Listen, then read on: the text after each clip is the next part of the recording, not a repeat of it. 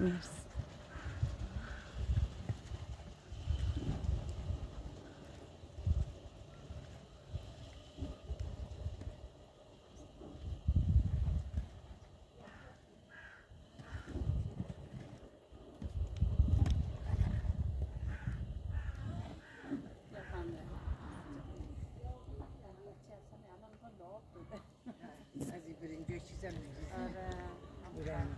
سر افتار دیگه در میاد. آفرین.